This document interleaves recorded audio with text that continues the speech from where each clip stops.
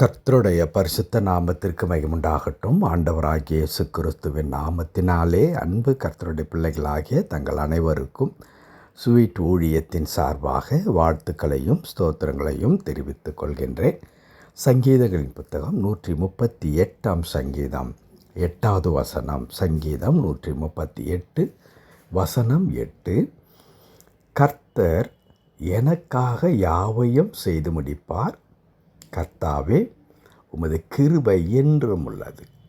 உமது கரத்தின் கிரியைகளை நெகிழ விடாதிருப்பீராக. கர்த்தர் எனக்காக யாவையும் செய்து முடிப்பார். என் அன்பு கடவுளுடைய பிள்ளைகளே, மிகவும் அறிமுகமான வசனங்களில் ஒன்று. ஆனால் ஒரே ஒரு வார்த்தையை தான் இந்த காலை நேரத்தில் நாம் தியானத்திற்கு எடுத்துக்கொள்ளப் போகிறோம். அது என்ன? கர்த்தர் எனக்காக யாவற்றையும் செய்து முடிப்பார். அவர் எனக்காக செய்கிற கடவுள். அப்படி என்றால் ஏன் அவர் எனக்காக செய்ய வேண்டும்? 2 காரியங்கள். ஒன்று, அவர் என்னை தம்முடைய பிள்ளையாக தெரிந்து கொண்டிருக்கிறார். 2வதாக, நான் அவருடைய பிள்ளை என்கிறதான உரிமையின் அடிப்படையில் வாக்குத்தத்தத்தை பற்றி கொண்டு விசுவாசத்தோடு காத்திருக்கின்றேன். ஆகவே ஆண்டவர் என்ன செய்கின்றார்? எனக்காக யாவற்றையும் செய்து முடிக்கிறார். அன்பு கடவுளுடைய பிள்ளைகளே, இந்த கால நேரத்தில் கர்த்தருடைய பிள்ளைகளாகிய நீங்களும் நானும் இதைதான் செய்ய வேண்டும். என்ன? ஆண்டவர் எனக்காக செய்து முடிப்பார். இன்றைக்கு பிசாசானவன் நம்ம எப்படி அவன் திசை திருப்புகிறான் என்றால், உனக்காகவெல்லாம் கடவுள் செய்வாரா? நீ யார் என்று கடவுளுக்கு தெரியாதா? ஒருவேளை சக மக்களுக்கு, மனிதர்களுக்கு உன்னை குறித்து தெரியாமல் இருக்கலாம். ஆனால் கடவுளுக்கு உன்னை குறித்து தெரியும். நீ எப்படிப்பட்டவன், யாராக இருக்கிறாய் என்பதெல்லாம் கடவுளுக்கு தெரியும். அப்படி இருக்கும் பொழுது கடவுள் உன்னை அங்கீகரித்து உனக்கு செய்வது எப்படி என்ற கேள்வியை நமக்கு முன்பதாக வைத்து நம்மை கடவுளுடைய பிரசன்னத்தில் இருந்து விலகி போகச் செய்கிற தந்திரமான காரியத்தை இன்று வரையிலும், எப்படி ஆதாம் ஏவாளை ஏதேன் தோட்டத்தில் கடவுள் சொல்லாத ஒன்றை சொன்னதாக சொல்லி தான் ஆதாம் ஏவாளுக்காக பரிந்து பேச வந்திருக்கிற ஒருவன் என்ற விதத்தில் காண்பித்து கொண்டாரோ, அதே வண்ணமாய் இன்றைக்கும் நம்மை ஒவ்வொரு நாளும் வஞ்சித்து கொண்டே இருக்கிறார் என்பது நமக்கு நன்றாக தெரியும்.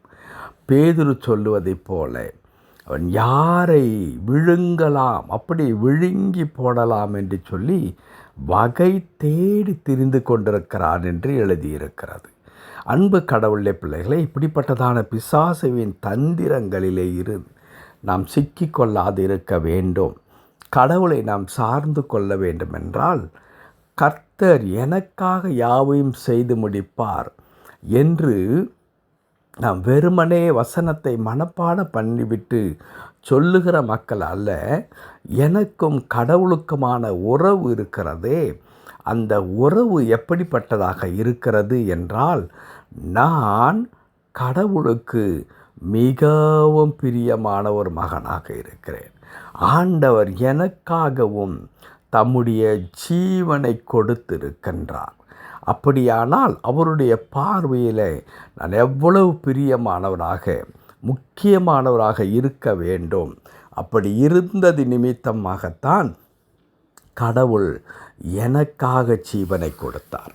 அப்படி ஜீவனை கொடுத்து ரட்சித்திருக்கின்ற ஆண்டவர் எனக்காக யாவற்றையும் செய்து முடிப்பார். இந்த யாவற்றையும் என்பது என்ன?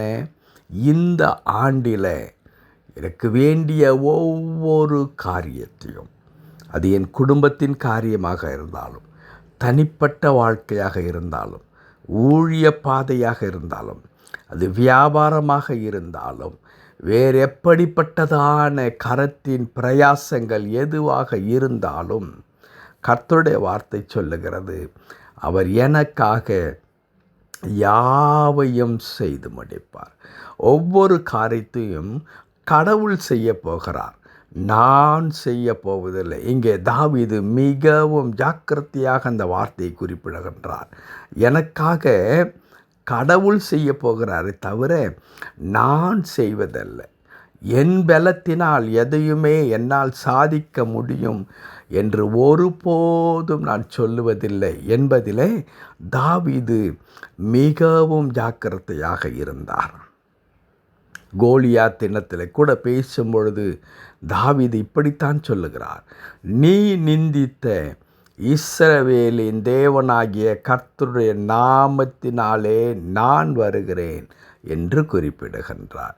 நான் ஒரு நாமத்தை துணையாய் கொண்டு நான் வந்து கொண்டிருக்கிறேன். அது என்ன நாமம்?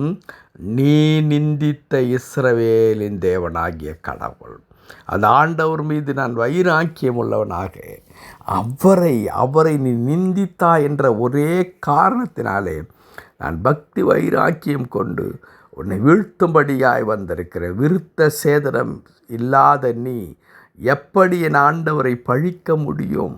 நான் அவருடைய நாமத்தினாலேயே வந்து உன்னை வீழ்த்துவேன் என்று சொல்லுகின்றார். அது அப்படியே நிறைவேறிற்று என்று நமக்கு தெரியும்.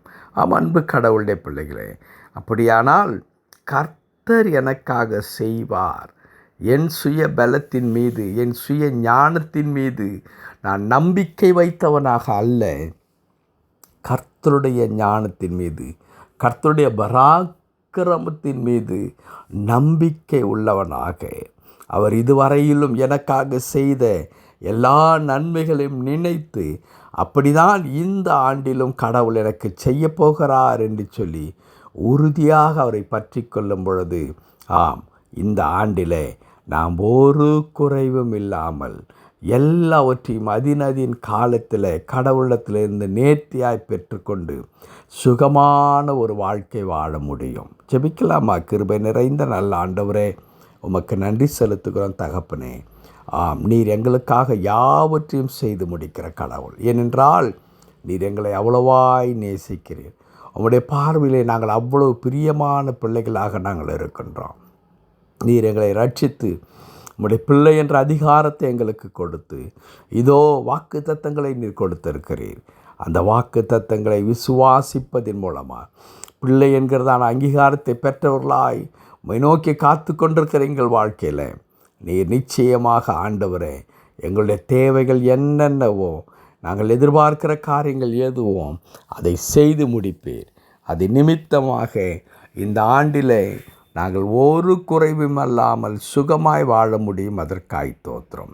தாழ்த்தி திருக்கரத்தில் அடியேனுடைய இணைந்து ஜெபிக்கிற அன்பு கடவுளுடைய பிள்ளைகள் ஒவ்வொருவருக்காக ஜெபிக்கிற ஆண்டவரே, உமது பிள்ளைகள் ஆண்டவரே இப்பொழுது எந்த சூழ்நிலையில் இருக்கிறார்கள், எப்படிப்பட்ட அவசரத்தில் இருக்கிறார்கள், அது வியாதியிலிருந்து சுகமாக இருக்கலாம், பண நெருக்கடியாக இருக்கலாம், தோல்விகளும் கஷ்டங்களும் அவமானங்களும் நிந்தைகளும் உமது பிள்ளைகளை சூழ்ந்து கொண்டிருக்கலாம். ஆனால் கடவுள் தாமே உம்முடைய வல்லமையினாலே தம்முடைய பிள்ளைகளுக்கு தேவையான எல்லா கிருபைகளை தந்தள்ளும்படியாய் ஜெபிக்கிறேன். தாழ்த்தி தம்முடைய திருக்கரத்தில் அர்ப்பணிக்கின்றேன். ஆண்டவரே, நீர் பொறுப்படுத்திக் கொள்ளும். மீட்பர் நாமத்தில் பிதாவே. ஆமேன், ஆமேன்.